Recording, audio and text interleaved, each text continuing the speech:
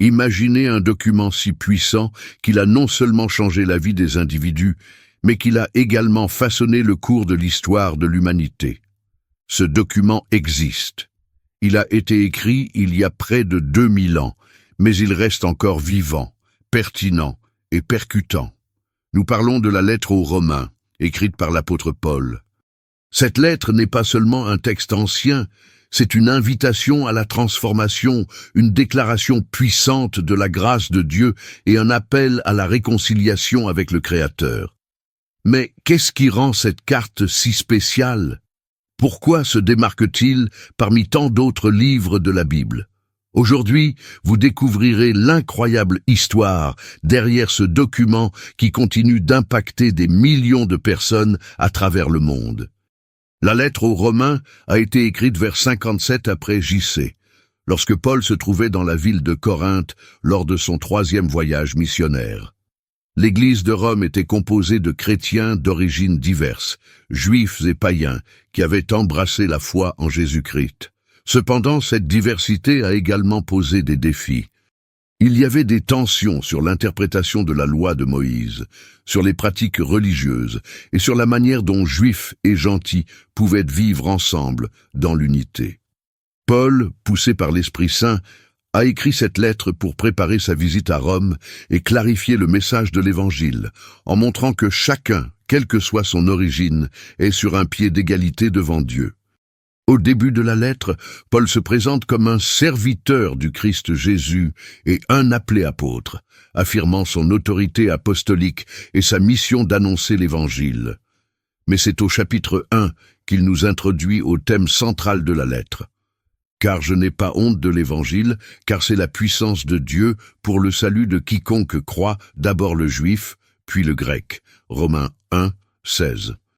Cette déclaration audacieuse ne constituait pas seulement un défi pour le monde juif, mais aussi pour le monde gréco-romain, où différents dieux et systèmes philosophiques rivalisaient pour attirer l'attention. Paul affirme que l'Évangile s'adresse à tous, et qu'il est capable d'apporter une véritable transformation qu'aucun système humain ne peut offrir. À partir de ce moment, Paulo commence à construire son argumentation de manière magistrale.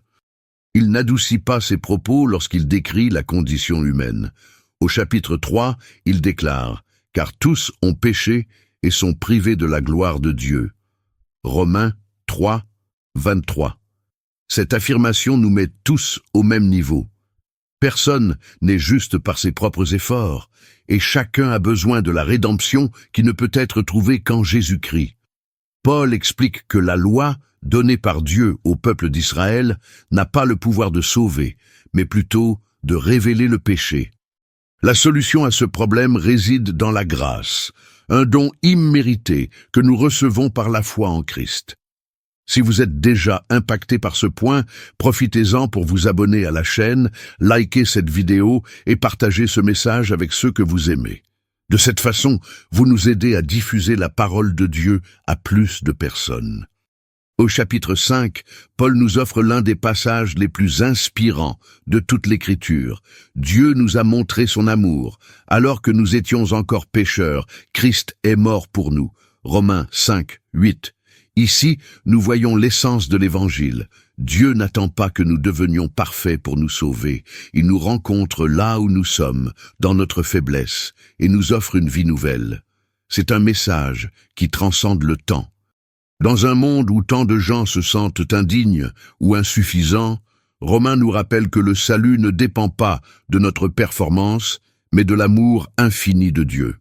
Tandis que Paul poursuit son exposé, il aborde la question de la liberté en Christ.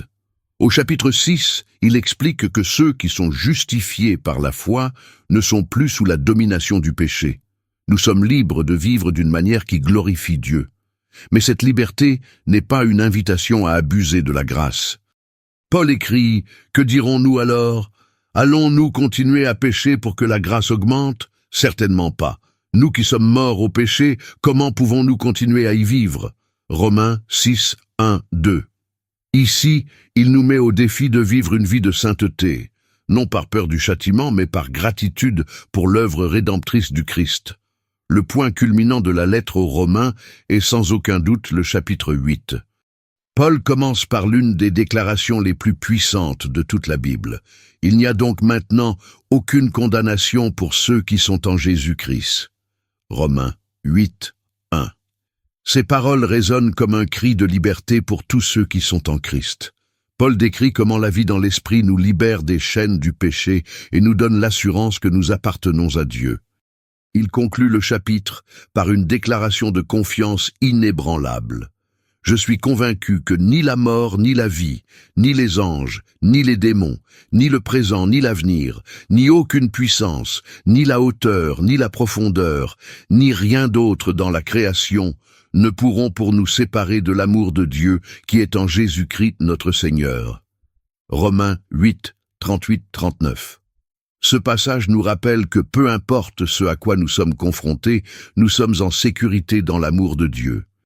Si ce message vous a déjà touché, partagez cette vidéo avec quelqu'un qui a besoin de cette parole. Répandons ensemble l'espérance et l'amour de Dieu. La lettre aux Romains n'est pas seulement un traité théologique, c'est aussi profondément pratique. Dans les derniers chapitres, Paul propose des instructions pour la vie chrétienne. Il parle de l'importance de l'humilité, de l'amour des autres et de la soumission aux autorités. Il nous rappelle que la vie chrétienne ne se vit pas en isolement, mais en communauté. Au chapitre 12, il écrit « Ne vous conformez pas au modèle de ce monde, mais soyez transformés par le renouvellement de votre esprit, afin que vous puissiez éprouver la volonté bonne, agréable et parfaite de Dieu. » Romains 12, 2. Ces paroles restent un défi pour nous tous, nous appelant à vivre une vie qui reflète les valeurs du royaume de Dieu. Enfin, la lettre aux Romains est une invitation à la transformation. Cela nous appelle à nous détourner de nos anciennes vies de péché et à embrasser la nouvelle vie que Jésus nous offre.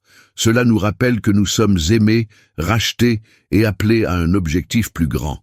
Aujourd'hui, ce message reste d'actualité. Dans un monde plein de divisions, d'incertitudes et de désespoir, l'Épître aux Romains nous montre la grâce de Dieu, qui est suffisante pour chacun de nous. Avant de terminer, voici quelques questions sur lesquelles réfléchir.